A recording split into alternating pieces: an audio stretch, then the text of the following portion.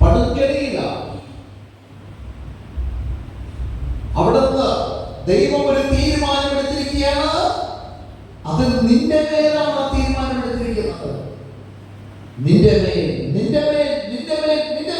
തീരുമാനമെടുത്തിരിക്കുകയാണ്. അത് അശുദ്ധിയിലേക്കല്ല, പിന്നെയോ അവൻ നിന്നെ വിളിച്ചിരിക്കുന്നത്, പേരിൽ വിളിച്ചിരിക്കുന്നത് വിശുദ്ധിയിലേക്കാണ്.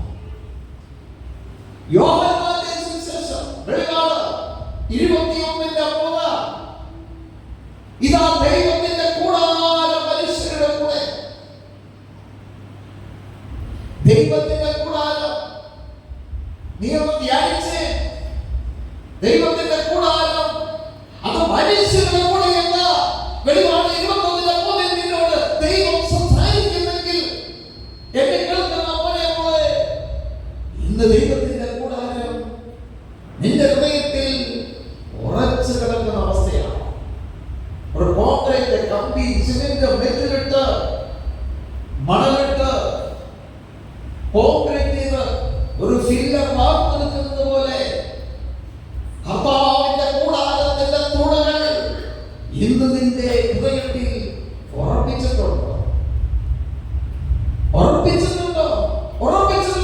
അതേ കാറ്റ് കാണുന്ന ഒരു ജ്ഞാനയെ പോലെയാണ്. നീ പാപം ചെയ്യില്ല, പാപത്തിലേക്ക് ഞാൻ പോകില്ല എന്ന് ചിന്തിച്ച് തീരുമാനമെടുത്തിരിക്കുന്ന മകനെ, മകളെ, നോട്ടത്തിലുള്ള പാപം, ഹൃദയത്തിലുള്ള പാപം, പ്രവൃത്തികളുള്ള പാപം നിന്റെ നേരെ വരുമ്പോൾ, നിനക്ക് നേർന്ന് വരുമ്പോൾ നീ തീരുമാനിച്ച അച്ചിന്തകളുടെ, നീ ചിന്തിച്ച് തീരുമാനമെടുത്ത തീരുമാനങ്ങൾ എവിടെ പോയി? ഇതൊന്ന് നിന്നോട് സംസാരിക്കുകയാണ് ദൈവം. ഇതൊന്ന് ദൈവം നിന്നോട് സംസാരിക്കുകയാണ്. നീയാണ് ചിന്തിക്കേണ്ടത്, നീയാണ് തീരുമാനമെടുക്കേണ്ടത്, നീയാണ് ധ്യാനിക്കേണ്ടത്. കാരണം ദൈവം നിന്നോട് സംസാരിക്കുന്നു, ദൈവം നിന്നോട് ചോദിക്കുന്നു. ഇന്ന് നിന്റെ ഹൃദയത്തിൽ എത്രമാത്രം വിശുദ്ധിയുണ്ട്, എത്രമാത്രം വിശുദ്ധിയുണ്ട്. അശുദ്ധിയിലേക്കല്ല, വിശുദ്ധിയിലേക്ക് ദൈവം വിളിച്ചിരിക്കുന്നു.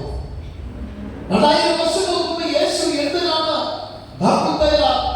ആകാശത്ത് ഭൂമിക്ക് മധ്യേ 3 ആളുകളെ കീറി മുറിക്കപ്പെട്ടത്? എന്തിന്?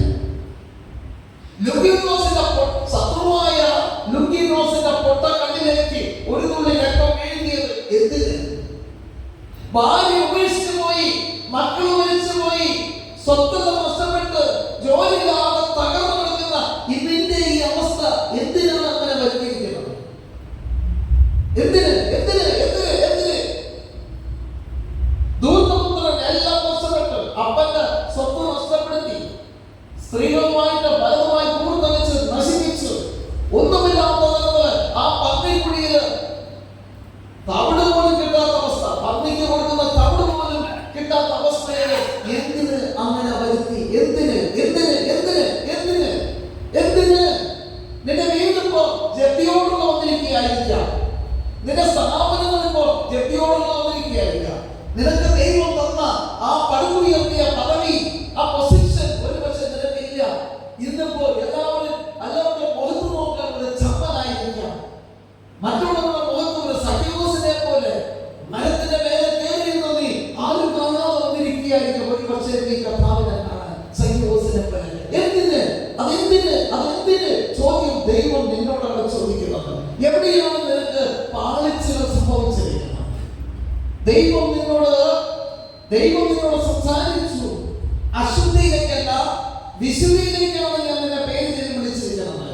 എന്നാൽ അട്ടയെ മെത്തയിൽ കിടത്തിയിട്ടും ആ അട്ട വീണ്ടും പൊട്ടക്കളം അന്വേഷിച്ച് പോയിട്ടുണ്ടോ?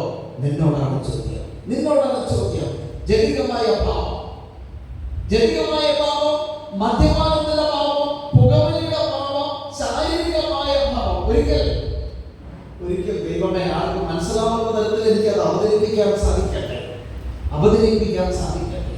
ഒരു ജനികന് അമ്മയാണെന്നോ പെങ്ങളാണെന്നോ മോളാണെന്നോ അല്ലെങ്കിൽ ബന്ധുവാണെന്നുള്ള ബോധ്യമില്ല.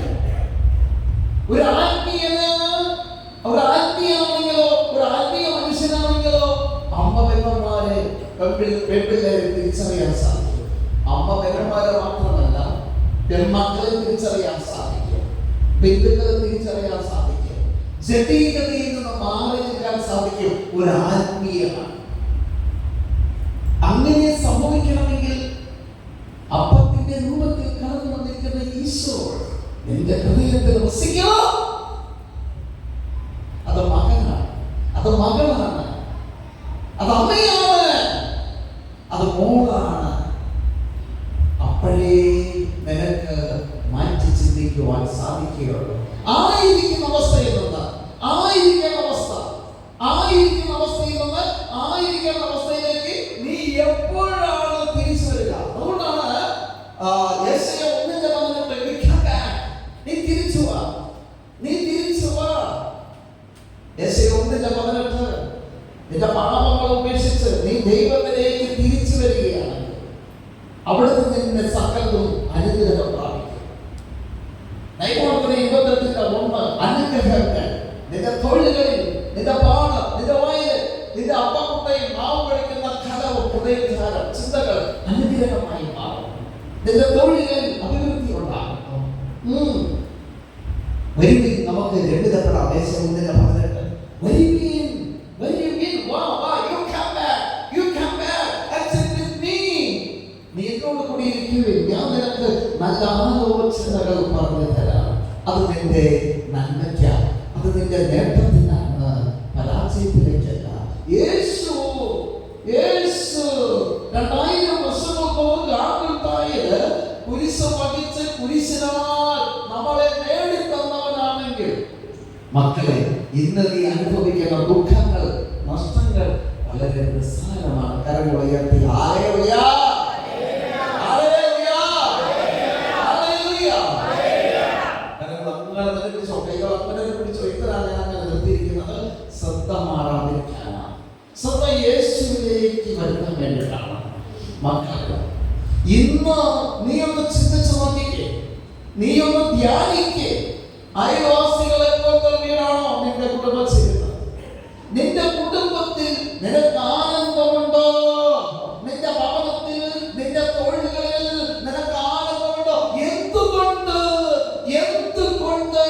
എന്തുകൊണ്ട് നിന്റെ കുടുംബത്തിൽ ആനന്ദമില്ല? സൗകര്യപ്രദമായ ഭവനമില്ലാത്തത് കൊണ്ടാണോ? കൊട്ടാരം പോലത്തെ വീടിന്റെ സമാധാനമില്ലാത്ത അവസ്ഥയാണോ? എന്നാൽ മക്കളുടെ മക്കളെ കെട്ടിച്ച് മക്കളുടെ മക്കളില്ലാത്ത അവസ്ഥയാണോ? അതേ മക്കളുടെ കളഭാരങ്ങളാണോ? അതേ മക്കൾക്ക് പഠിച്ചിട്ട് ജോലിയില്ലാത്ത അവസ്ഥയാണോ? ഏതെങ്കിലും തരത്തിൽ ഒരു സമാധാനക്കുറവുണ്ടോ? അതേ മക്കൾ വിശുദ്ധിയില്ലാത്തത് കൊണ്ടാണോ? അതേ മക്കൾ പ്രാർത്ഥിക്കാൻ കടന്നു വരാത്തത് കൊണ്ടാണോ? അതേ ലോൺ എടുത്തിട്ട് ലോൺ അടയ്ക്കാൻ പറ്റാത്ത അവസ്ഥയാണോ? ഏതവസ്ഥ? അതേ നിന്റെ വ്യാപാരങ്ങളിൽ, നിന്റെ സ്ഥാപനങ്ങളിൽ ഒരു ഉയർച്ചയില്ലാത്ത അവസ്ഥയാണോ? എവിടെയാണ് നിന്റെ പ്രോബ്ലം? നീ ഒന്ന് ചിന്തിച്ചു നോക്കിക്കേ. കരമുയർത്തി, എന്റെ യേശുവേ, ഞാൻ പാപിയാണ്, ഞാൻ രോഗിയാണ്, ഞാൻ ക്ഷീണിതനാണ്, ഞാൻ തകർന്നവനാണ്. എന്റെ വ്യാപാരങ്ങളിൽ, എന്റെ ബിസിനസ്സിൽ, എന്റെ തൊഴിൽ, എന്റെ കുടുംബത്തിൽ ഞാൻ തകർന്നു കിടക്കുന്ന അവസ്ഥ. ആരുടെയും മുഖത്ത് നോക്കാൻ പറ്റാത്ത അവസ്ഥ. മക്കളുടെ രോഗങ്ങൾ, മാതാപിതാക്കളുടെ രോഗങ്ങൾ, ബിസിനസ്സിൽ, വ്യാപാരങ്ങളിൽ, തൊഴിലിൽ ഒരു അഭിവൃദ്ധി നൽകണമേ, അഭിവൃദ്ധി, ഒരു ഉയർച്ച നൽകണമേ. എല്ലാവരും ശ്രദ്ധ ഹല്ലേലൂയ, ഹല്ലേലൂയ. സ്വരമേറ്റി യേശുവേ, സ്വരമേറ്റി.